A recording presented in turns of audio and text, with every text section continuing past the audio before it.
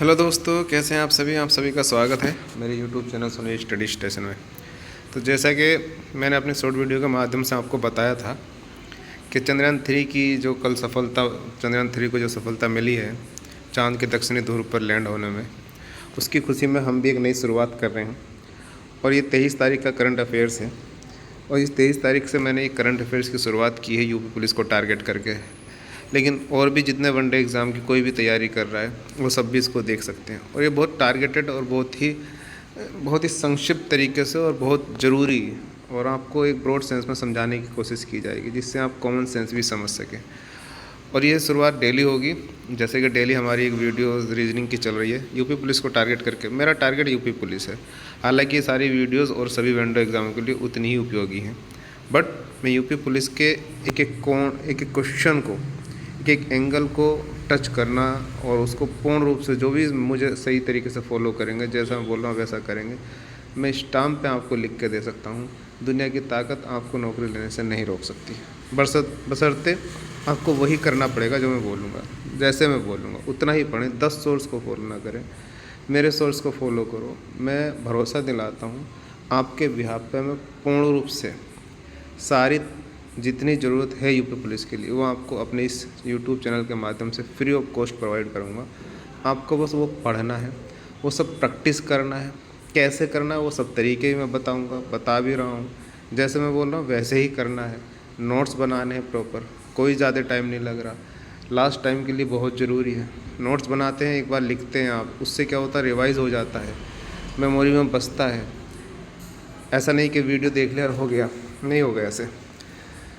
Notes is very compulsory. मेरी रणनीति के साथ अगर चलेंगे तो ये सबसे कंपलसरी है। आप मेरी वीडियो के साथ नोट्स बनाते रहिए। अलग अलग 4-5 रजिस्टर बना लीजिए, एक रीजनिंग का, एक मैथ का, एक हिंदी का, एक जीएस का। और जीएस का एक मोटा सा रजिस्टर बनाइए, उसी में हम सब पॉलिटी, हिस्ट्री, ज्योग्राफी, साइंस सारा कुछ उसी में कर लेंगे, यूपी स्पेशल। और उसी में करंट, ये जैसे मैंने अब करंट का शुरू किया, उसी में लगभग 100-150 पेज आप करंट के बचा के रख लीजिए। करंट वहाँ से शुरू करिए जो मैंने आज से शुरू किया। 23 अगस्त का करंट शुरू कर रहा हूँ। इससे पीछे का जितना भी ज़रूरी करंट यूपी पुलिस के लिए होगा वो मैं अपनी किसी अन्य वीडियोस में धीरे धीरे वो आपको कवर करा दूँगा, ठीक है। तो चलिए 23 अगस्त की करंट अफेयर्स हम लोग शुरू करते हैं आज। और वही चीज़ ले रहा हूँ जहाँ से आपसे क्वेश्चन पूछा जा सकता है समझाने के हिसाब से, ठीक है। चलिए तो शुरू करते हैं हम लोग। चंद्रयान 3 जो सब एक बहुत ज़रूरी चीज़ है। चंद्रयान 3 जो मिशन था, इसके मुख्य घटक कौन कौन से थे, क्या क्या चीज़ें थी, पूछा जा सकता है क्वेश्चन। और मैंने देखो कई बार मैंने यहाँ पे इस तरह क्वेश्चन भी बनाया कि ये क्वेश्चन आ सकता है। क्या क्वेश्चन आएगा, चंद्रयान 3 के घटक कितने थे? 3 घटक हैं, ऑर्बिटर, लैंडर, रोवर। ये भी क्वेश्चन आ सकता है। या क्वेश्चन क्या आएगा, ऑर्बिटर क्या है? चंद्रयान 3 में क्वेश्चन है ये भी, ऑर्बिटर क्या है? ऑर्बिटर है उपकरणों का एक सेट जो चंद्रमा की परिक्रमा करने के लिए बनाया गया है। ये पूछा जा सकता है कि ऑर्बिटर क्या है। चंद्रयान 3 में ऑर्बिटर क्या था? तो ये क्या है, उपकरणों का एक सेट है जो चंद्रमा की परिक्रमा करने के लिए बनाया गया है। चंद्रयान 3 में लैंडर क्या है? लैंडर का नाम क्या है? लैंडर है विक्रम, उसको नाम दिया गया है विक्रम, ठीक है। ये पूछा जाएगा। चंद्रयान 3 में उस लैंडर के अंदर ही रोवर है, और रोवर क्या नाम है रोवर का? प्रज्ञान रोवर, ठीक है। ये क्वेश्चन अलग अलग हो सकते हैं, मैंने यहाँ पे क्वेश्चन लिखा हुआ है कि चंद्रयान 3 में लैंडर कौन था, क्या था? वो विक्रम है। रोवर क्या था? वो प्रज्ञान है, ठीक है। ये विक्रम, ये भी याद रख लीजिए विक्रम कैसा आया है। जो हमारे अंतरिक्ष कार्यक्रम की जो शुरुआत थी वो विक्रम साराभाई ने की थी, तो उन्हीं के नाम पे ये लैंडर का नाम विक्रम रखा गया है, ठीक है। और प्रज्ञान को अगर आप संस्कृत में देखें तो इसका मतलब है ज्ञान, जानकारी जुटाना, ज्ञान जुटाना, ठीक है। चलिए आते हैं आगे। और क्या क्या है जो इससे हमारे संबंधित है, जो हमसे पूछा जा सकता है। देखिए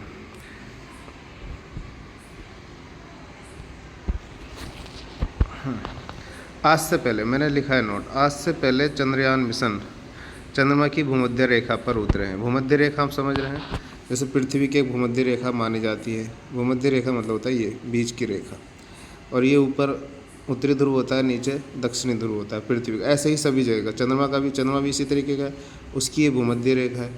तो और ये उसका उत्तरी ध्रुव है, दक्षिणी ध्रुव है। तो हमारा फिलहाल चंद्रमा के इस ध्रुव पे, दक्षिणी ध्रुव पे उतरा है।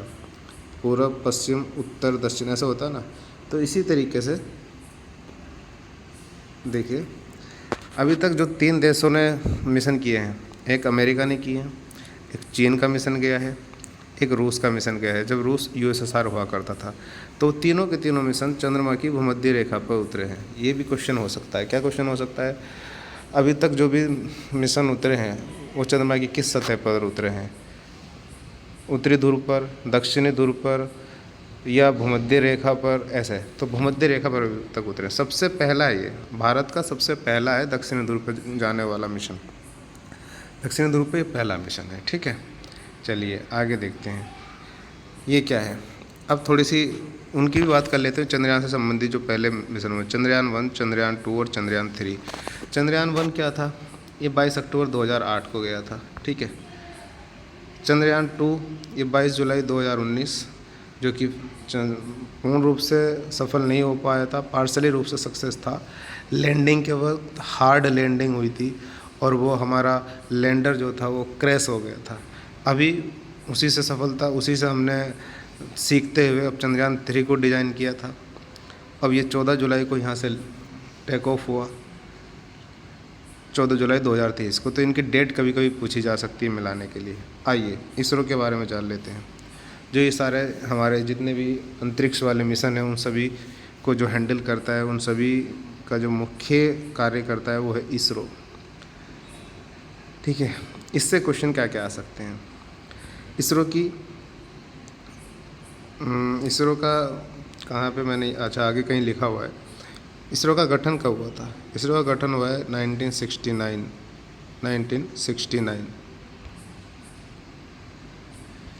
देखिए एक क्वेश्चन बनता है, इसरो का गठन। इसरो का गठन हुआ है 15 अगस्त 1969 को। इसका मुख्यालय बेंगलुरु में है।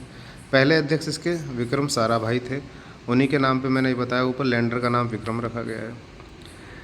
अब इसके अभी जो वर्तमान चेयरमैन है, यहाँ पे वर्तमान लिखिए, वर्तमान चेयरमैन है एस सोमनाथ। चंद्रयान 3 जो प्रोजेक्ट है उसके जो डायरेक्टर हैं, ये इंपॉर्टेंट क्वेश्चन है क्योंकि एक महिला डायरेक्टर है और ये हमारे महिला सशक्तिकरण का भी एक उदाहरण है। पी वीरामुथुवल, ये भी क्वेश्चन बनता है, ठीक है। चलिए आगे चलते हैं और क्या क्या क्वेश्चन बन सकते हैं। देखिए थोड़ा सा ये आज प्रिंट मतलब फ़ोटो लेने में थोड़ा गड़बड़ हुआ है, लेकिन मैं बोल रहा हूँ तो आपको सोच समझ में आ जाएगा। चंद्रयान 3 लॉन्च्ड व्हीकल, मतलब किस रॉकेट से वो चंद्रयान 3 मिशन को लॉन्च्ड किया गया है, उसका नाम है LVM-3M4। ये आपके क्वेश्चन पूछा जा सकता है, किस व्हीकल के द्वारा चंद्रयान 3 मिशन लॉन्च्ड किया गया है। चंद्रयान 3 में प्रयोग हुआ ईंधन वो था लिक्विड H2 और प्लस O2। लिक्विड H2O2 का यूज़ ईंधन के रूप में किया गया है। चंद्रयान 3 कहाँ से लॉन्च हुआ है? ये सतीश धवन स्पेस सेंटर श्रीहरिकोटा आंध्र प्रदेश से। जब आप भारत का नक्शा देखेंगे तो भारत के नक्शे के पूर्वी तट पर आंध्र प्रदेश है, वहीं पर सतीश धवन स्पेस सेंटर श्रीहरिकोटा है, ठीक है। वहाँ से ही हमारे लगभग सारे मिशन लॉन्च होते हैं, अंतरिक्ष के जितने भी मिशन होते हैं। चलिए अगला, चंद्रयान 3 का खर्च 615 करोड़ पूछा जा सकता है कि कितना, बहुत कम खर्च है। इतने कम खर्च में इतना बड़ा मिशन अभी तक कोई देश बना नहीं पाया है, तो ये भी क्वेश्चन आ सकता है। इसरो का गठन 15 अगस्त 1969 को, जो ये पीछे मैं बता रहा था। इसरो का पहला सैटेलाइट्स आर्यभट्ट था, ये भी पूछा जा सकता है, जो 19 अप्रैल 1975 को सोवियत संघ से लॉन्च हुआ था। पहले हमने लॉन्च नहीं किया था, हमारा मिशन था आर्यभट्ट, लेकिन लॉन्च हमने USSR जो कि वर्तमान में रूस है उसके द्वारा हमने ये करवाया था। नेक्स्ट चलिए, अच्छा ये बड़ा इंटरेस्टिंग फैक्ट मुझे मिला जानने पर। तमिलनाडु के नमक्कल, तमिलनाडु में एक, आप जब तमिलनाडु का मैप पर नक्शा देखेंगे, मैं भूल गया वो भी स्क्रीनशॉट लेना, उसका दिखा देता नहीं तो, एक सेलम डिस्ट्रिक्ट है, सेलम डिस्ट्रिक्ट के पास वाला ही डिस्ट्रिक्ट है सेलम। इसलिए मैं सेलम बता रहा हूँ क्योंकि सेलम फेमस है, आप ढूंढेंगे तो सेलम मिल जाएगा तमिलनाडु में, तुरंत गूगल में सर्च करेंगे सेलम डिस्ट्रिक्ट, तो वहाँ उसी से कट के ये नमक्कल डिस्ट्रिक्ट बना था। नमक्कल डिस्ट्रिक्ट की जो मिट्टी है वो चंद्रमा की मिट्टी की तरह है, अब आप कहेंगे चंद्रमा की मिट्टी की तरह हमें ये कैसे पता? भाई जब पहली बार नील आर्मस्ट्रॉन्ग गए थे, वो लोग जो भी गए थे, जब चंद्रमा से वहाँ से मिट्टी लाए थे, तो उस मिट्टी के जो कण थे, उस मिट्टी की जो रासायनिक संरचना थी, वो यहाँ की मिट्टी से लगभग मैच होती है। तो जिस पर इसरो ने काफ़ी टेस्ट किए, मतलब हमें एक ऐसा माहौल मिला इस मिट्टी में जैसा कि चंद्रमा की धरती पे, तो जिससे हम इस तरीके से अपने लैंडर को तैयार कर पाए कि ऐसी मिट्टी पे वो किस तरीके से उतरेगा। ठीक है, तो ये भी एक फैक्ट हो सकता है, पूछा जा सकता है आपकी जानकारी के लिए। चलिए, ये चंद्रयान 3 जो कि कल लॉन्च हुआ है, पहुंच गया था और वो वर्किंग करना शुरू कर दिया हमारे प्रज्ञान। ये लगभग 2 वीक तक वहाँ पर काम करेगा। 2 वीक में बहुत सारी जानकारी जुटाकर हमारे अंतरिक्ष केंद्र को भेजेगा। चलिए, ये लगभग चंद्रयान मिशन से संबंधित कुछ क्वेश्चन थे और मुझे उम्मीद है कि इनसे कोई ना कोई क्वेश्चन आपको मिल सकता है। और भी जो फैक्ट रहेंगे वो मैं आपको अगली वीडियो में प्रोवाइड करूँगा। आइए नेक्स्ट चलते हैं। ब्रिक्स का आपने नाम सुना होगा, जो कि 22 अगस्त से लेकर 22 अगस्त से 24 अगस्त आज तक, आज 24 अगस्त है, मैं 23 अगस्त का करंट करा रहा हूँ आपको, 24 अगस्त तक 3 दिवसीय शिखर सम्मेलन, 15वां शिखर सम्मेलन, जो कि दक्षिण अफ्रीका के जोहान्सबर्ग में हुआ है, जो कि दक्षिण अफ्रीका के जोहान्सबर्ग में हुआ है। देखिए, 22 से 24 अगस्त 2023 तक साउथ अफ्रीका के जोहान्सबर्ग में हुआ है। पीएम नरेंद्र मोदी इसमें शामिल होने गए हैं और पीएम नरेंद्र, आपने मेरी वीडियो देखी होगी, पीएम नरेंद्र मोदी जी जब कल चंद्रयान 3 वहाँ पर लैंड कर रहा था 6:04 पर, तब पीएम नरेंद्र मोदी वहीं से ऑनलाइन उसको देख रहे थे। ठीक है, इस बार इसका अध्यक्ष, जिस देश में ये होता है वही देश उसका अध्यक्ष भी होता है। तो क्वेश्चन ये भी बन सकता है कि वर्तमान मतलब इसकी अध्यक्षता किसने की है, 15वां ब्रिक्स सम्मेलन की अध्यक्षता किसने की है? वो साउथ अफ्रीका ने की है, ये मैंने लिख रखा है। इसका अध्यक्ष साउथ अफ्रीका है। क्वेश्चन ये सब आ सकता है। 15वां ब्रिक्स सम्मेलन कहाँ हुआ? साउथ अफ्रीका में हुआ। अध्यक्ष कौन था? साउथ अफ्रीका था। कब से कब तक हुआ? 22 अगस्त से 24 अगस्त के बीच में। ठीक है, कहाँ पर हुआ? जोहान्सबर्ग में हुआ। आइए आगे चलते हैं, अभी इसका बताते हैं। ब्रिक्स क्या है? ब्रिक्स का गठन 2006 में हुआ। इसका पहला सम्मेलन 2009 में हुआ। ये सब इतना पूछा नहीं जाएगा, पूछ भी लेता है कभी पहला सम्मेलन हुआ, लेकिन गठन पूछ सकता है, गठन का हुआ। इसमें स्टार्टिंग में जब इसका गठन किया गया था तो 4 देश थे, ब्राज़ील, रूस, देखो B से ब्राज़ील, R से रूस, I से इंडिया, इसलिए मैंने यहाँ इंडिया लिख दिया, भारत लिख सकते हैं हम, C से चाइना, और साउथ अफ्रीका, S से साउथ अफ्रीका। साउथ अफ्रीका को 2010 में शामिल किया गया है। नीचे मैंने लिख भी रखा है, देखो ये लिख रखा है। साउथ अफ्रीका कब शामिल हुआ? 2010 में। ये क्वेश्चन बन सकता है। आइए इंटरेस्टिंग फैक्ट देखिए ब्रिक्स के बारे में। तो आप देखते हैं विश्व में बहुत सारे देश हैं, लगभग 190-200 के आसपास देश हैं। उन देशों में से ये लगभग 5 देशों का एक समूह है ब्रिक्स, जो बनाया गया है 2006 में, जैसे बता दिया। इसमें आप फैक्ट क्या हो सकते हैं? क्वेश्चन ये आ सकता है, ब्रिक्स वैश्विक आबादी की कितनी % आबादी का प्रतिनिधित्व करता है? मतलब विश्व की कुल आबादी का 41% आबादी इन 5 देशों में है। विश्व की कुल जीडीपी का 100% की जीडीपी का 24% ये 5 देश जीडीपी रखते हैं। जीडीपी मतलब ग्रॉस डोमेस्टिक प्रोडक्ट, सकल घरेलू उत्पाद। ठीक है, विश्व के कुल वैश्विक व्यापार का 16% वैश्विक कारोबार ये 5 देश के कंट्रोल में है या ये लोग करते हैं। ठीक है, ये सब क्वेश्चन भी बन सकते हैं आपके। चलिए, अच्छा, और मैंने इंटरेस्टिंग निकाला, आपने पढ़ा होगा कभी ग्लोबल साउथ, ग्लोबल नॉर्थ, ये टर्म पूछे जाते हैं। ग्लोबल साउथ क्या है? Global south. और ग्लोबल नॉर्थ क्या है? ग्लोबल नॉर्थ मतलब ये ग्लोब है, इस ग्लोब का ये वाला जो हिस्सा है ये नॉर्थ है, ये वाला जो हिस्सा है साउथ है। ग्लोबल नॉर्थ का मतलब वो है, यहाँ पे लगभग वे सारे देश हैं, जैसे आप देखेंगे तो US है, इंग्लैंड है जिसने हम पे कई वर्षों 200 वर्षों तक लगभग राज किया। ठीक है, रूस है, ये जितने अच्छे अच्छे देश, जापान है, दक्षिण कोरिया है, पूरा यूरोपीय जितनी कंट्री हैं वो सारी इधर हैं नॉर्थ वाले हिस्से में, ग्लोब के नॉर्थ वाले हिस्से पे, इसलिए उन्हें बोलते हैं ग्लोबल नॉर्थ। और ये ग्लोबल नॉर्थ वाले जितने भी देश हैं वो सामाजिक आर्थिक आधार पर विकसित हैं लगभग। इसी तरीके से ग्लोबल साउथ है, ग्लोबल साउथ क्या है? सामाजिक आर्थिक आधार पर पिछड़े देश हैं। और ये ब्रिक्स लगभग क्या है? वो ग्लोबल साउथ के देशों का नेतृत्व करता है। हालांकि रूस इसमें ग्लोबल नॉर्थ का हिस्सा है, बट फिर भी ये ग्लोबल साउथ, इसमें मैंने लिखा है ग्लोबल साउथ के देशों का नेतृत्व करता बन सकता है। ग्लोबल साउथ में सब पिछड़े देश हैं। जितना आप ये जब अपना पृथ्वी देखें, इसमें इधर जितने भी देश हैं आप देखेंगे, दक्षिण अफ्रीका के सारे कंट्री गरीब देश इधर आते हैं। भारत ही भी इनमें शामिल है, श्रीलंका, बांग्लादेश, ये सब इसी में शामिल हैं। ठीक है, तो ये क्वेश्चन भी बन सकता है। क्वेश्चन क्या है? ग्लोबल साउथ क्या है? सामाजिक आर्थिक आधार पर पिछड़े देश। ग्लोबल नॉर्थ क्या है? सामाजिक आर्थिक आधार पर संपन्न विकसित देश। ये भी मैंने आपको समझाने की कोशिश की है। ठीक है, आइए और क्या है। एक देखो, ब्रिक्स में अन्य देश क्यों शामिल होना चाहते हैं? अब आपने देख लिया ना क्यों शामिल होना चाहते हैं, जो मैंने अभी ऊपर बताया, इसलिए शामिल होना चाहते हैं। ब्रिक्स के देशों के पास 41% आबादी, जहाँ पे इतनी आबादी है वहाँ पे कारोबार बहुत अच्छा होएगा। जहाँ पे जो विश्व के 24% GDP का प्रतिनिधित्व, वहाँ पे सब कुछ मिलेगा। तो सब लोग इसमें शामिल होना चाहते हैं इस समूह में।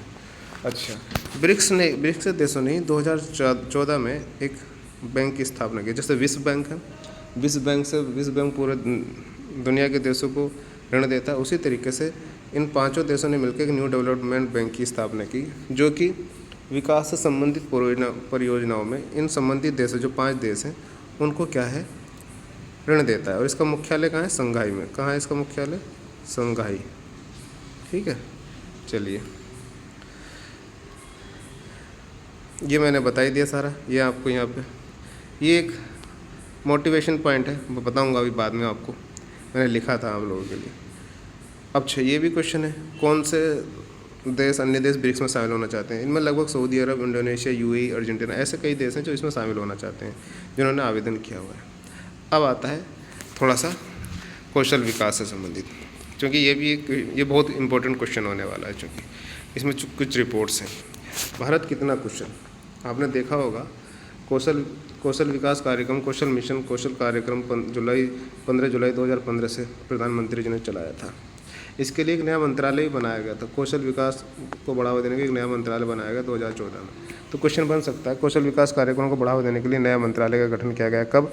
2014 में। कौशल विकास कार्यक्रम कब से शुरू हुआ? 15 जुलाई 2015 से। एक नया फैक्ट आया है, विश्व बैंक ने कौशल भारत मिशन ऑपरेशन, जिसको शॉर्ट में SIMO कहते हैं, को कितनी मदद की है? लगभग $250 मिलियन। ये किस लिए कर रहा है? जिससे भारत अपने यहाँ कौशल विकास के कार्यक्रम को बढ़ावा दे सके। तो इस कार्यक्रम के तहत कौशल भारत मिशन ऑपरेशन के तहत सीमो, जिसको शॉर्ट में सीमो कहते हैं, $250 मिलियन की विश्व बैंक ने सहायता की है। ये क्यों चर्चा में है? कौशल विकास कार्यक्रम इसलिए चर्चा में है, देखिए, ILO, अंतर्राष्ट्रीय श्रम संगठन, जिसका मुख्यालय रोम में है। ILO, इंटरनेशनल लेबर ऑर्गेनाइजेशन, भारतीय श्रम संगठन, जिसका मुख्यालय रोम में है। पूछा जाता है क्वेश्चन। इसका गठन 1919 में, थोड़ा सा कन्फ्यूजन हो, या तो 1919 या 1920 में थोड़ा सा हुआ था, मैं देख के बता दूंगा स्थापना जब हुई थी। इसने क्या बोला है कि भारत को 2030 तक 29 मिलियन कुशल श्रमिकों की आवश्यकता होगी, ऐसा ILO ने बोला। क्वेश्चन ये आ सकता है, भारत को 2030 तक कितने कुशल श्रमिकों की आवश्यकता होगी? ये क्वेश्चन डायरेक्ट पूछा जा सकता है। 29 मिलियन किसने ऐसा बोला है? ILO का ऐसा बोला है।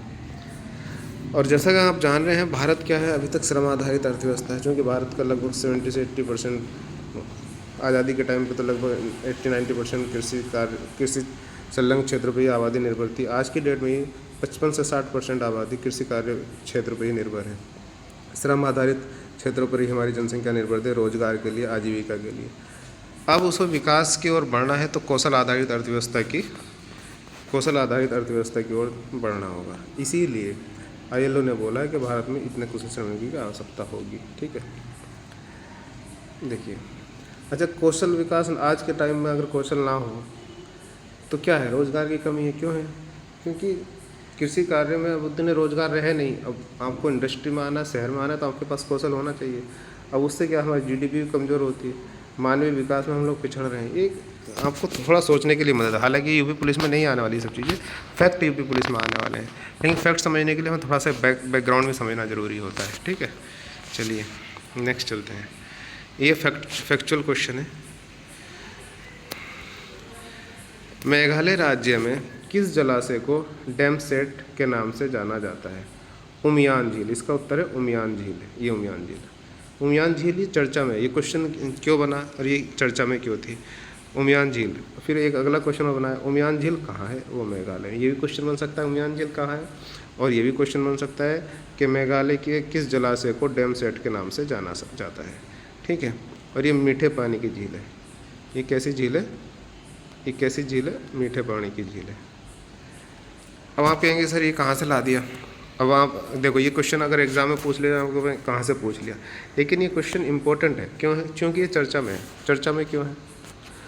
मेघालय सरकार और वहाँ के जो एक तरीके से कहना है आरटीआई एक्टिविस्ट या जो कहना चाहिए पर्यावरण से संवेदनशील लोग होते हैं, उन्होंने हाई कोर्ट में एक याचिका डाली थी। उस याचिका में क्या हुआ था? मेघालय सरकार ये कह रही थी कि हमारे यहाँ उतना इंडस्ट्री तो है नहीं, तो हमारे यहाँ रोज़गार के साधन भी नहीं, रोज़गार के साधन नहीं हैं तो हम पर्यटन के ऊपर ही निर्भर हैं। जितना ज़्यादा पर्यटन होगा उसी तरीके से हमारे यहाँ रोज़गार बढ़ेंगे, हमारा जीडीपी बढ़ेगी, तभी हम अपने लोगों को सही सभी सुविधा दे पाएंगे। तो वो क्या कर रहे थे, इस झील में कुछ फेरबदल कर रहे थे जिससे पर्यटन के लिए अनुकूल हो जाए। लेकिन उससे क्या हुआ? पर्यावरण पर प्रभाव पड़ रहा था। तो इसी से संबंधित हाई कोर्ट में जो याचिका डाली गई थी, तो हाई कोर्ट ने मेघालय गवर्नमेंट के विरोध में, विपक्ष में मतलब एक तरीके से फैसला सुनाया कि नहीं, इसका मतलब ये नहीं कि आप विकास के नाम पर पर्यावरण को क्षति पहुंचाएंगे। तो ये इसीलिए चर्चा में थी उमियान झील। ठीक है, तो इसीलिए चर्चा में थी और इसीलिए ये क्वेश्चन बन सकता है कि कौन सी झील थी मेघालय की, और इसको डैम सेट के नाम से जाना जाता है। अब अगर ये एग्ज़ाम में आ जाएगा तो हम लोग कन्फ्यूजन हो जाएंगे, अरे कहाँ से क्वेश्चन पूछ लेता है। चलिए, अच्छा, अब ये तो हो गया आज का करंट। अब आते हैं हम थोड़ा सा एक मोटिवेशन पर। देखो, ये मोटिवेशन क्यों ज़रूरी है और बड़ा फैक्चुअल है, मतलब बिल्कुल डायरेक्ट सेट हो रहा है उन सभी बंदों से, उन सभी बच्चों से जो भी वनडे एग्ज़ाम के, किसी भी एग्ज़ाम की तैयारी करते हैं, जो भी किसी भी सफलता की ओर कोशिश कर रहे हैं। ये पता चला कि सचिन सब जानते हैं, सचिन क्रिकेट का भगवान माना जाता है। सचिन अभी संन्यास ले लिया है। तो ये जाना गया कि सचिन जब खेलते थे तो क्या करते थे, जब भी कोई मैच होता था उस मैच से पहले, क्योंकि प्रैक्टिस तो मतलब जो एक वैसा उनका अभ्यास होता है सबके साथ, वो तो एक दिन पहले होता है, लेकिन आज मान लो कल के दिन मैच होना है तो कल सुबह डायरेक्ट मैच होना है, तो उसके आधा घंटा पहले, 1 घंटा पहले पिच पे जाते थे बल्ला लेकर। कोई बॉलर नहीं अकेले जाते थे वो पहले ही, क्योंकि वो ओपनिंग करते थे, तो ओपनिंग करने से पहले ही अपने आप को उस फ्लो में लाने के लिए वो शैडो प्रैक्टिस करते हैं। शैडो प्रैक्टिस का मतलब पिच पे खड़े होकर बल्ला घुमा रहे हैं, ऐसा फील कर रहे हैं कि बॉल आ रही है सामने, तो बल्ला शॉट घुमा रहे हैं, बार बार घुमाने की प्रैक्टिस कर रहे हैं। मतलब वो ऐसा प्रैक्टिस हर मैच से पहले पिच पे जाके करते थे। क्यों? देखो, ये लिखा है मैंने, शैडो प्रैक्टिस का मतलब बिना बॉल के प्रत्येक मैच के पहले पिच पर जाकर प्रैक्टिस करना। ज़रा सोच के देखो, हम लोग कहते हैं अरे वो तो महान है, वो तो महान है। महान बना कैसे? प्रैक्टिस से। प्रैक्टिस ने क्या हो, उनको उस क्षेत्र का महान बना दिया। यही मैं अपने हर वीडियोस में बता रहा हूँ। This one day exam nothing but just only practice. Fraud exam है ये। फ्रॉड इन द सेंस, मेरी बात का कोई अन्यथा अर्थ ना निकाले। फ्रॉड का मतलब इनको समझने की देर है। बहुत आसान एग्ज़ाम है, इनको बहुत आसानी से क्रैक किया जा सकता है। ईमानदारी से, ऑनेस्टली से, रेगुलरिटी से अगर मेहनत की जाए सही तरीके से, तो ये बहुत ही आसानी से इनमें आप नौकरी ले सकते हैं, बशर्ते जो एक बेसिक है इनका वो आपको कोई बताए, सही मार्गदर्शन करे, जैसा मैं बता रहा हूँ, जिस तरीके से मैं नौकरी लेके आ रहा हूँ। और मैं नौकरी उस तरीके से, देखो लेने को कई सारे तरीके से भी लेते हैं। कुछ लोग जो बहुत ज़्यादा ब्रिलियंट होते हैं वो कम समय ही पढ़ते हैं और उनको सब याद हो जाता है और वो नौकरी ले लेते हैं। लेकिन 98%, 99% बच्चा एवरेज स्टूडेंट होता है। उसे बहुत ज़्यादा मेहनत करने की ज़रूरत होती है। सही दिशा में मेहनत नहीं करेगा तो उसको सफलता नहीं मिलती है। और सब गरीब परिवारों से, मैं भी उसी तरीके से था कह लो या कह लो। भाई मैं ब्रिलियंट नहीं हूँ, एवरेज स्टूडेंट आप लोगों की तरह। मैंने कल भी अपनी एक वीडियो में बताया था कि भाई हाई स्कूल मेरे 52%, इंटर में 57%, बीएससी में कभी कॉलेज गए नहीं, बस एग्ज़ाम दे के पास हो गए, डिग्री मिल गई। डिग्री मिलने के बाद बस कंपटीशन की तैयारी के लिए नौकरी की ज़रूरत थी, घर को, परिवार को। सरकारी नौकरी के नाम पे कोचिंग की, 5,000 रुपये कोचिंग में लगाए, 8-9 महीने कोचिंग की, ऑफलाइन कोचिंग चलती थी उस टाइम। कोचिंग जितना कोचिंग में और कुछ नहीं, ना घोड़े का आपने देखा ना, घोड़े की दोनों आंखों पे लगे रहते हैं, ना इधर देखना ना उधर देखना, वही करना है बस सीधे रास्ते पे, तो मंजिल पे चला जाता है। वैसे ही हम कर रहे थे। 4 घंटे की कोचिंग चलती थी, 3-4 घंटे कोचिंग, फिर आए जो कोचिंग में पढ़ा वो सारा रिवाइज़ करते थे, फिर खाते बनाते, फिर रिवाइज़ करते थे। एडवांस में उन्होंने कुछ दे दिया कि ये याद करके लाना, वो करते थे। अगले दिन फिर जाना, फिर सेम रूटीन। और जैसे ही ख़ासतौर से रीजनिंग और मैथ, ये दोनों का जैसे ही कोई टॉपिक समाप्त होता था, फिर वो टीचर बोलते थे आज ये टॉपिक समाप्त हो गया, इसकी प्रश्नावली से सारे क्वेश्चन लगाओ। उसी दिन वो सारे क्वेश्चन लगाते थे, जो फंसते थे वो क्वेश्चन अगले दिन उनसे पूछते थे जाके। इस तरीके से उनके साथ साथ वो सारा काम, और बार बार प्रैक्टिस। उन्होंने एक बार क्लास पढ़ाई, कल के दिन को फिर रिवाइज़ करके, मतलब 3 से 4 बार आज एक क्लास पढ़ाई, वो कल तक अगले 3-4 बार वो मैंने रिवाइज़ कर ली। ऐसे रिवाइज़ करते कोचिंग समाप्त होते सारी कमांड होगी जो पीछे, मतलब होना क्या चाहिए, जो पीछे हम पढ़ते जा रहे हैं वो छूटना नहीं चाहिए, वो रिवाइज़ बना रहना चाहिए उसका रिवीजन। आप ऐसा करते रहिए। मैं गारंटी ले रहा हूँ सारे सिलेबस की सब कुछ, यूपी पुलिस को टारगेट करके सब कुछ मैं यहाँ पे पढ़ाऊँगा। उसमें आपको कहीं कोई डाउट आ रहा है आप मुझसे पूछ सकते हैं, सारी सुविधा मैं आपको यहाँ दे रहा हूँ। बस भरोसा करके आप पढ़ते रहिए। पढ़ने का तरीका ये है, नोट्स बनाइए, जो मैं वीडियो बना रहा हूँ, जैसे मैंने अब करंट शुरू किया है 23 अगस्त से, ये आप इसका एक वीडियो बनाइए, इसका एक नोट्स बनाइए, नोट्स में लिखते जाइए, उसे रोज़ रिवाइज़ कीजिए। कल की वीडियोस देखें, कल का नोट्स बनाओगे उससे पहले 2-3 बार ही रिवाइज़ हो जाना चाहिए। ऐसे जो रीजनिंग के बना रहा हूँ क्वेश्चन नोट करते रहिए, जिस दिन वो क्वेश्चन टॉपिक समाप्त हो जाए फिर वो प्रैक्टिस लगाइए। ऐसे करते करते 2-3 महीने में आपकी बहुत अच्छे सिस्टमेटिक तरीके से मैं लेकर चलूँगा, कुछ भी नहीं छोड़ूंगा, ये मेरी जिम्मेदारी है। आप आँख मीच के भरोसा कर सकते हैं मुझ पर, मैं पूरा प्लान के साथ चल रहा हूँ, ठीक है। एक प्लान है, आप देख रहे हैं ना प्रैक्टिस। सचिन जब इतना महान, वो महान बना कैसे, लेकिन प्रैक्टिस से। आपकी महानता ये है, आप उस दिन महान बन जाएंगे जिस दिन एक सरकारी नौकरी निकाल लोगे। ये महानता का पैमाना यही तो है ना आपके यहाँ। अभी जो हम लोग हैं, हमारी महानता का पैमाना क्या है, जब मेरी नौकरी लगी सब मुझे महान समझ। बट मैं बताता हूँ भाई, मैं महान नहीं हूँ, मैंने वही काम किया है जो उसकी ज़रूरत है, डिमांड है, बस मैंने मेहनत की है सिस्टमेटिक। वैसे ही करो, नौकरी मिल जाएगी, ठीक है। तो चलिए, ज़्यादा लंबी वीडियो नहीं करते हैं, थैंक यू। तो बने रहिए, अब लगातार मैं आपके साथ बना रहूँगा वीडियो के साथ। So good night. अब नेक्स्ट वीडियो अभी हम रीजनिंग की वीडियो लाएंगे आपके लिए आज।